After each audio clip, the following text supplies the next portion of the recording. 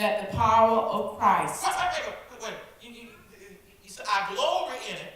He said, what I do about my Infirmities. What he said about his infirmities? We glory in my infirmities. Wait. He says, who glory? He says it again. Right. He said, I learned to celebrate my inadequacy.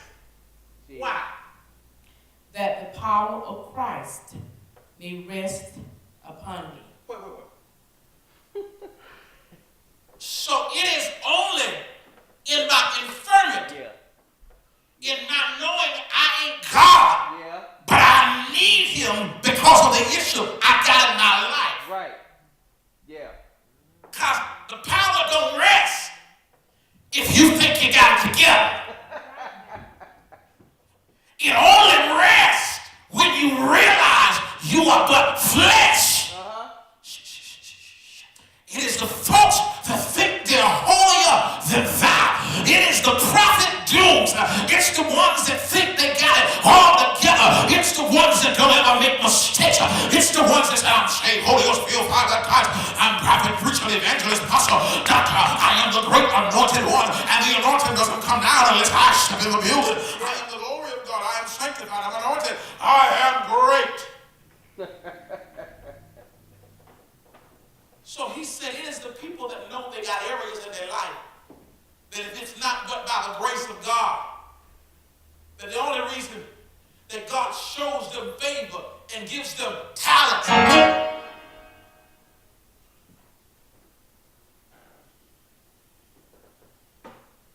Keep reading.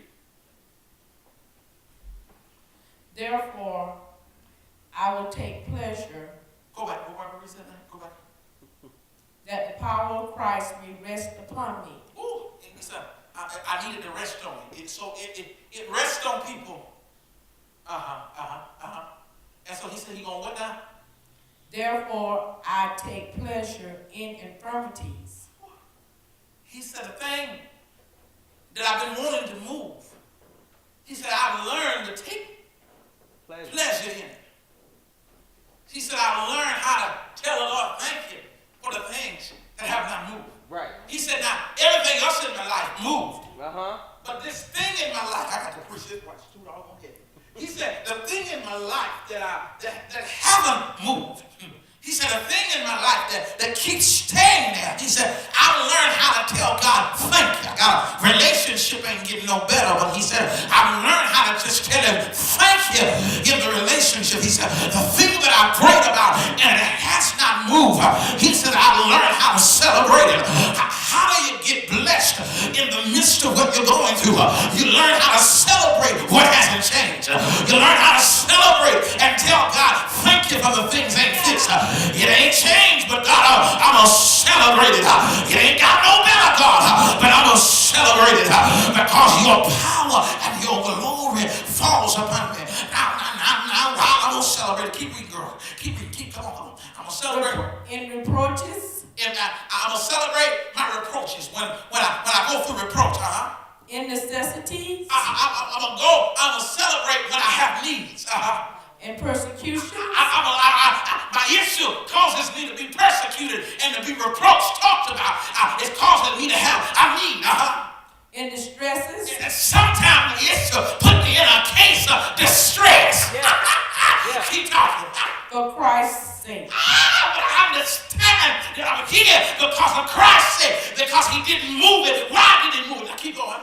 For when I am weak. Woo! He said, when I'm weak, when I'm battling the yes.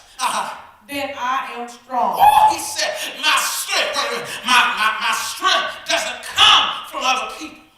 I am become a food and glory. He said, I'll become a what? A food and glory. He said, I'll keep reading. Ye have compelled me. You have what? Compelled me. Compelled me to do what? For I ought to have been commended of you. For in nothing am I behind the very chiefest apostles, though I be nothing. He said, I ought to be able to stick my chest out because I know more than you. He said, I've been through some stuff. But he said, I would be a fool if I did.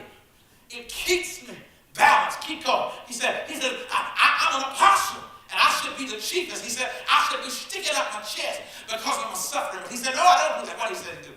Truly the signs of an apostle were wrought among you in all patience, in signs and wonders, and mighty deeds. I got to give him this kid.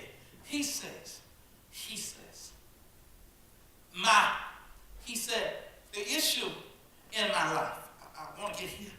I want to get here. He says, that my issue was given to me so that I should not be, verse 7, I want to go back to it, that I should not be, what? Exalted above measure. The greatest liability of the believer is the spiritual big head.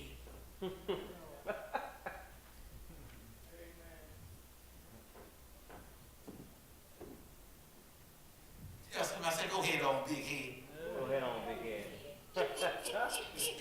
It is the spiritual big-headedness that stops the power of God from resting.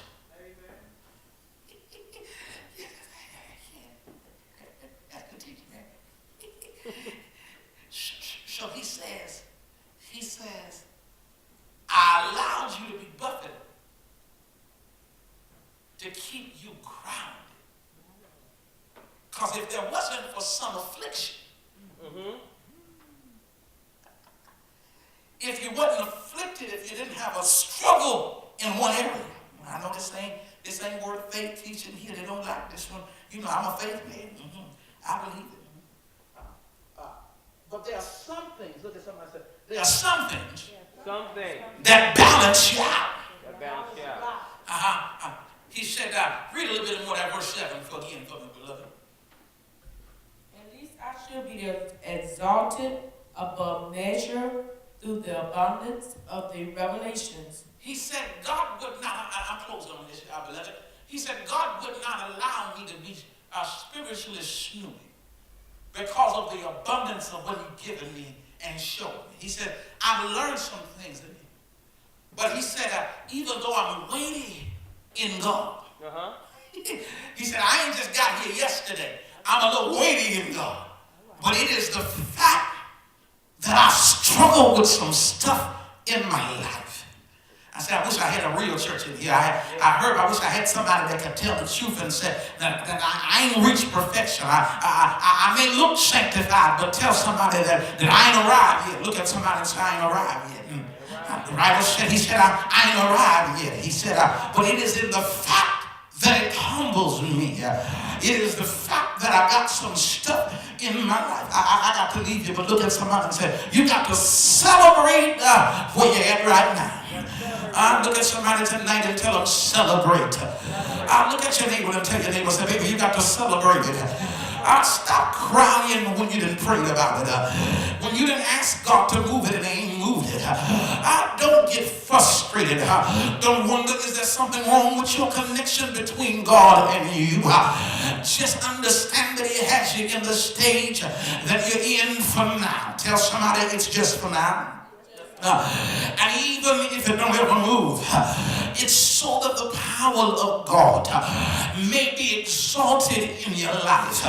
Tell somebody, the reason the power rests on me isn't for me, but it's for the people I'm assigned to. So it means I'm going through what I'm going through, not for me, but for the people I'm assigned to. Look at your neighbor and say, neighbor, I'm going through this for the people I'm assigned to. You mean I'm being lied on? Not for me. You mean my family is discombobulated? Not for me. But it's the people I'm assigned to. Look at somebody and say, Lord, I don't like the pain, but it balances itself out every time I see how you keep on making way.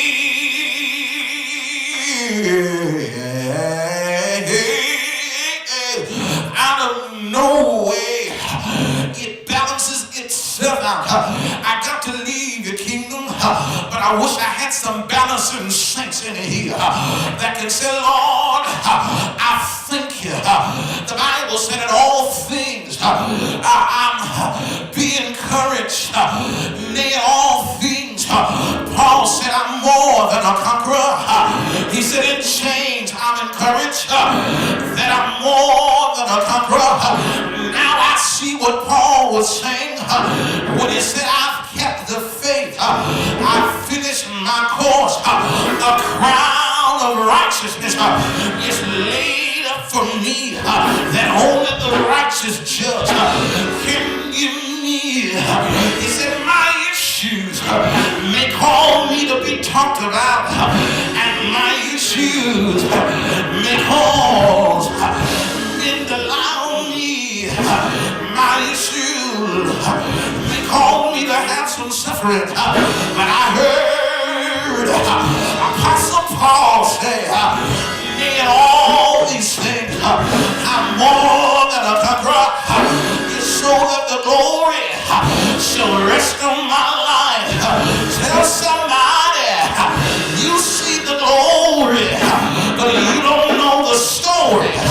You see my joy, but you don't know what I've been through.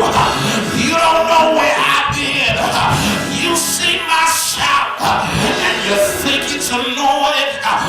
People see me preaching around the country, and they think it's peaches and cream. They don't know what I've been through. They don't know where I come from. They don't know what I gotta struggle with. The hardest demon that I got ain't people. It's me fighting against my own self.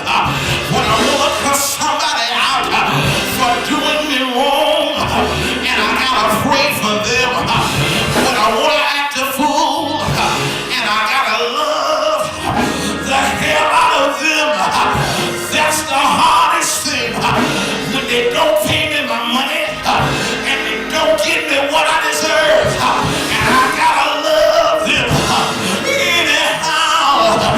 Tell your neighbor, say, neighbor, what God has brought me through is making me anointed. Look at your neighbor and say, neighbor, the power is on your life. The glory is on your life. That when you come out of this, you're going to be made more powerful than eyes have not seen, and ears have not heard what God is getting ready to do in your life. I like Apostle Paul. Apostle Paul said, I'm ready. I'm ready. Is there anybody in here that said, come with me? Whatever be times, God will take care of me. I've been up and I've been down. I've been lying on almost to the ground. But look at your neighbor and tell your neighbor, say, neighbor, I've got a feeling that everything is going to be all right. Yeah!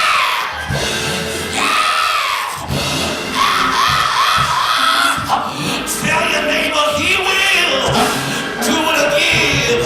I just feel like preaching. Excuse me while I do the robot. Every time God keep pulling things out of my life, I keep crying. But from tonight, I'm going to celebrate. Tonight, I'm going to tell him thank you for my friends who leaving me. I'm going to tell him thank you for the rejection. I'm going to tell him thank you for the packing the bags and leaving my life.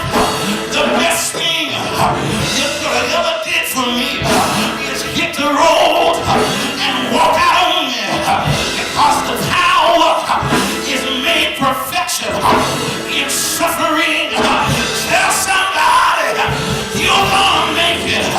You're so gonna make it that you're gonna make it.